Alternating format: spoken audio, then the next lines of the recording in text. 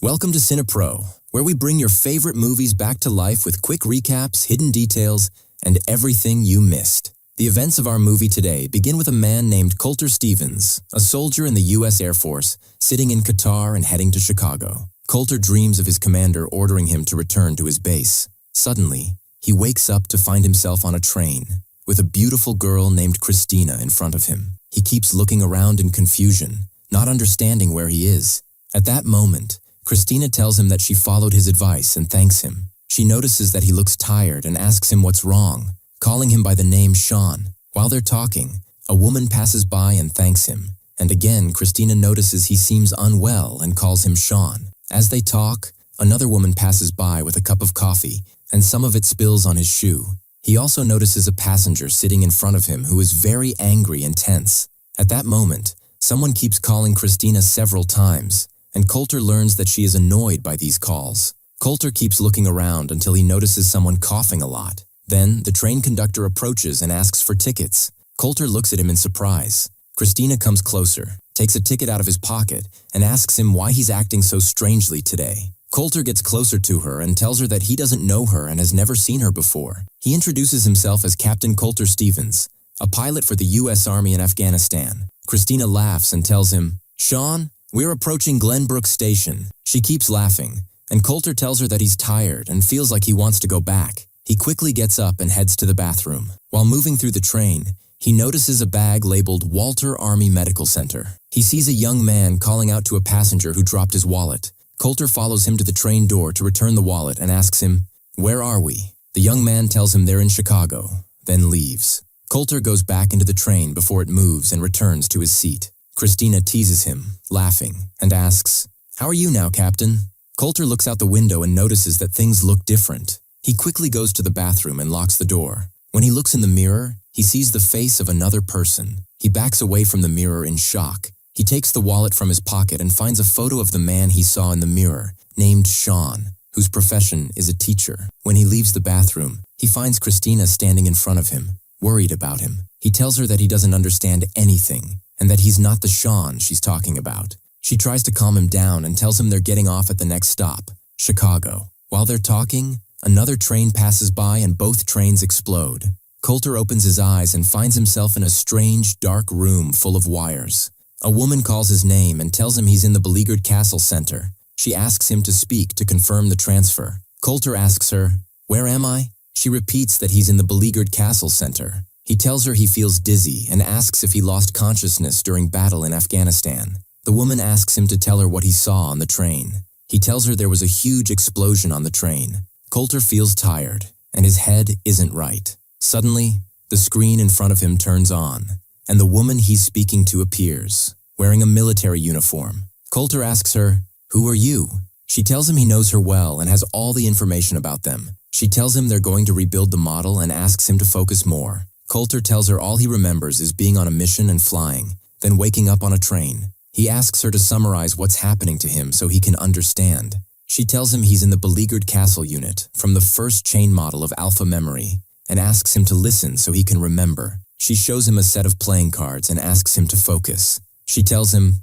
Layla woke up in her new clothes with 5 playing cards and shows him the card numbers. She asks him to remember the numbers and arrange them in descending order. Colter arranges the numbers correctly. She then asks him the name of the girl, Essa, she mentioned, and Colter answers correctly again. She asks him to remember her own name, and Colter says, "Your name is Goodwin." She laughs and welcomes him back to the program. Here, Goodwin's commander appears, named Rutledge, and we notice he's walking with a cane. Colter asks them to call his father to reassure him. He asks if they've told anyone in the United States. Goodwin asks him who blew up the train. He tells her about the girl sitting in front of him, calling him Sean, and that he doesn't know who blew up the train. She asks him to remember what happened carefully and tells him she'll send him back to the train for 8 minutes to find out who planted the bomb. Colter gets angry and says he wants to know where he is and what his condition is after the mission. Goodwin changes the subject and asks him to find out what kind of bomb it was and how the train was blown up. She sends him back to the train before he can answer. Colter finds himself in front of Christina again, and she says the same things she said before, that she took his advice and registered for a law school entrance exam, and afterward will travel to India to fulfill her dream. While they're talking, the same woman spills tea on his shoe again, and Christina takes a napkin to wipe his shoe. After 8 minutes, Coulter feels everything reset. He tries to touch Christina to make sure she's real, but the conductor approaches and asks for his ticket. He hands it over and looks around at the passengers until he sees a man holding a newspaper and asking about the time. Coulter attacks him, grabs the newspaper, and asks, "Why are you asking about the time?" The passengers are surprised by his behavior and think he's crazy. Christina calls him and tells him that this man is a performer, someone who makes people laugh. Coulter starts walking through the train, trying to find the terrorist who will blow up the train. The young man calls out again to the passenger who dropped his wallet. Coulter gets off the train and is shocked to find that everything around him feels very real and that he has truly traveled to the past. He gets back on the train and starts thinking about whether the explosion happened in front of him or behind him. He remembers it came from behind and quickly goes to the bathroom, locking the door. He searches everywhere for the bomb until he finds it in the ventilation shaft. He's afraid to touch it and keeps calling out to Goodwin, hoping she can hear him and tell him how to stop it. He leaves the bathroom, pretending to be an officer, and orders all the passengers to turn off their phones and any electronic devices. Of course, no one listens, and they accuse him of being crazy. Then he notices a young man with headphones on, focused on his laptop. Coulter suspects he's the terrorist controlling the bomb and attacks him, forcing him to turn off his devices. And when he refuses, he hits him. And Christina is shocked by his behavior and gets angry at him. While they are not speaking, the explosion happens again, and Coulter returns to the program. At that time, Goodwin asks him if he found the bomb. He tells her that he found it in the bathroom but couldn't stop it. Coulter remains agitated and asks to meet Rutledge. Goodwin tells him that he can't meet him until his mission is completed. At that moment, Coulter tells her that his previous mission was in Afghanistan with his team. Here, Goodwin shocks him by telling him that he has been with them for 2 months. She asks him to tell her about the bomb he saw, but Coulter remains upset and wants to understand what is happening to him. Here, Goodwin is forced to speak to Rutledge to ask him what to do.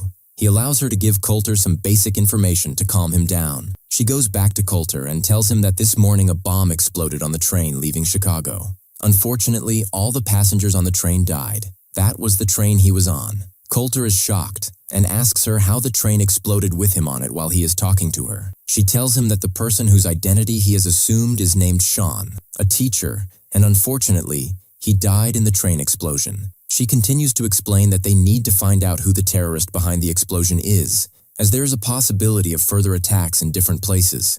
Coulter then tells her that he found the bomb in the bathroom and that it was connected to a mobile phone. Goodwin tells him that the information he provided is very useful and asks him to go back to the train again to look for the terrorist who planted the bomb. She advises him to look among the people who seemed nervous. She tells him that they will send him back to the train for another 8 minutes to search for the terrorist. Indeed, he returns and finds Christina telling him the same thing as every time. He takes off his jacket and moves his leg away from the woman who always spills tea on him as usual. He also immediately takes out his ticket and gives it to the conductor. He tells Christina that she is real and very beautiful. She's surprised by his words but is pleased. Coulter asks her to sit next to him and suggests they play a game. She should tell him everything she knows about the passengers. She starts to share her impressions of everyone there. Coulter notices a man coming out of the bathroom looking nervous. He also finds Sean's bag next to him, which contains a switched-off phone and a note saying he planned to have coffee with Christina. Coulter asks her to walk with him. He runs after the man who left the bathroom until he gets off the train,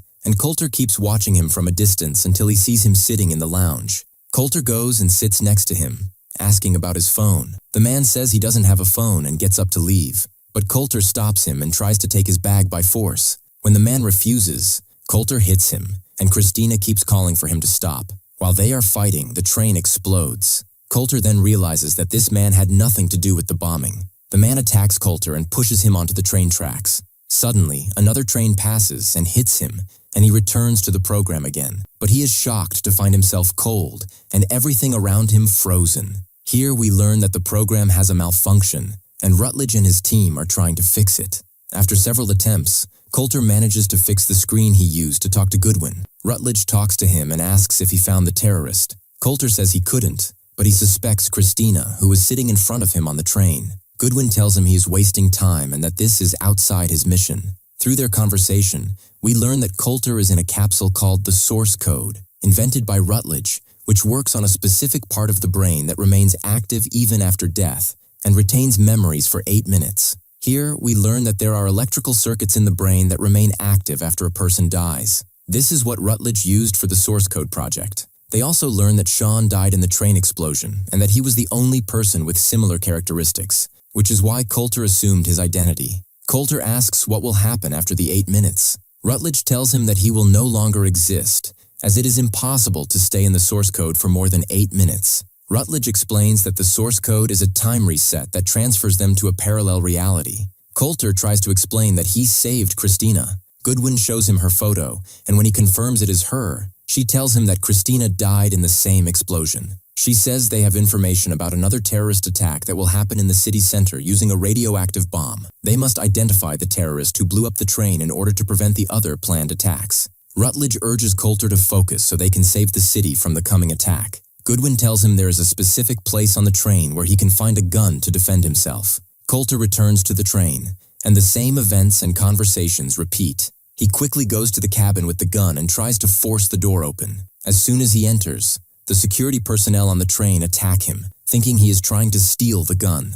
When he threatens to kill them, they tase him and handcuff him. Coulter opens his eyes to find Christina beside him. He asks her to give him her phone so he can call his father and hear his voice for the last time. While they are talking, the 8 minutes end and the train explodes. Coulter returns to the program and asks Goodwin to let him call his father. Goodwin promises to fulfill his request after he completes his mission. She urges him not to waste time and to stop the terrorist by any means. While they are talking, Coulter sees the logo of the place where Goodwin works on her clothes. She advises him to look for someone with a bag containing equipment used to plant the bomb on the train. Coulter returns to the train again and tries to draw the logo he saw on Goodwin's clothes. He asks Christina for her phone to use the internet. When she sees the logo he drew, she asks if he was in the army. He tells her that his friend was in the army and disappeared. He tries to find any information about him. Christina promises to help and asks for his name. He tells her his real name and that he worked in the 17th Airborne Division in Afghanistan. Coulter notices that one of the passengers is talking on the phone.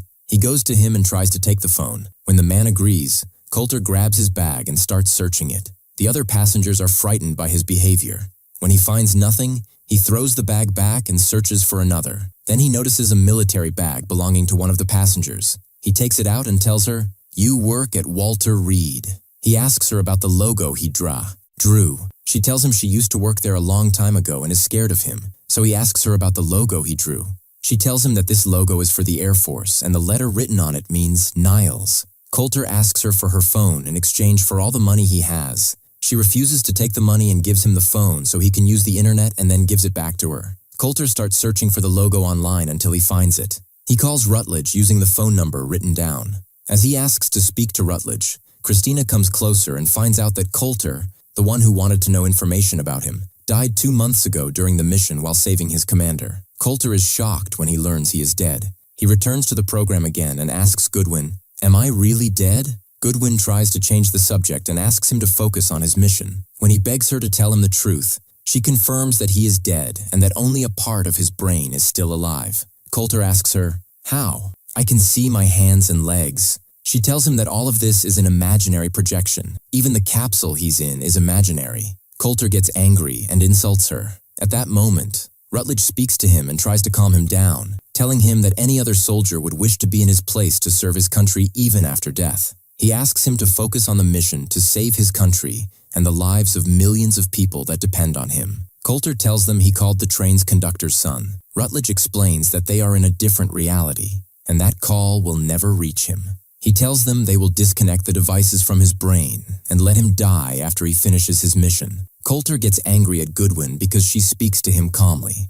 Coulter returns to the train more than once but doesn't reach a result, until Rutledge lets him hear his father's voice talking about him during his memorial after he died. Coulter decides to live up to his father's expectations and returns to the train with full focus. He starts opening the cabin that contains the weapon without anyone seeing him. He also takes the phone connected to the bomb. He calls the last number dialed and is shocked to find out that the number belongs to the person who always forgets his wallet on the train and gets off. He runs after him and is surprised to see him deliberately throw his wallet on the train before it departs, so it would seem like he died with the other passengers. Coulter takes the wallet and jumps off the train, discovering that his name is Derek. When Christina sees him, she decides to get off the train too to see what he's doing. Coulter goes after Derek and keeps calling him. He memorizes the car's license plate number and threatens him with a weapon to get his phone. He tells him about the wallet he threw on the train and about the bomb he planted and the phone connected to it. Derek is surprised and asks, "How do you know all this?" Then Derek opens the car door, and Coulter is shocked to find a huge amount of explosives and a box containing radioactive material. While they're talking, Christina appears and calls out to Coulter. Derek takes advantage of the opportunity, grabs the gun, and shoots at them to finish them off. Coulter returns to the program once again and tells Goodwin that he has found the terrorist. He tells her his name, car number, and color. She's very happy and informs Rutledge, who quickly moves and informs the authorities. At that time, Coulter asks them to let him return to the train one more time to save the passengers. But Rutledge tells him he cannot change the past and leaves him. The police are able to arrest Derek and stop the bomb. Rutledge then requests to continue the source code program to fight terrorism. Goodwin thanks Coulter for his help. Coulter begs her to give him a chance to return to his train and save the passengers in exchange for turning off the devices after he tries to save them. He tells her he wants to save Christina because he truly loves her. She tries to explain to him that all the passengers are already dead and he can't change the past, but he keeps begging her until she agrees. She gives him 8 minutes and tells him that after that, she will turn off his life support. Coulter returns to the train once again and asks Christina to have coffee with him, but asks her first for 5 minutes to do something important and then return to her. He goes to the bathroom where the bomb is and looks for another phone. He finds it connected to another phone and succeeds in disconnecting its wire. He leaves the bathroom and bumps into the train conductor to take his handcuffs. He succeeds and goes to handcuff Derek and calls the police from his phone, giving them his name and the location of his car with the bombs. They realize he is a dangerous person who must be punished for his actions. Meanwhile, Goodwin goes to Rutledge and is shocked to learn from him that he lied to Coulter and will not disconnect the devices so he can continue using him in the program. He orders her to erase all of Coulter's memories. Goodwin decides to break orders and disconnect the devices from Coulter. Coulter then sends a thank you message from the train to Goodwin on her phone. He calls his father, pretending to be Sean, his son, and tells him that Coulter asked him to call and apologize for the way he last spoke to him. He also tells him he loves him very much and asks for his forgiveness.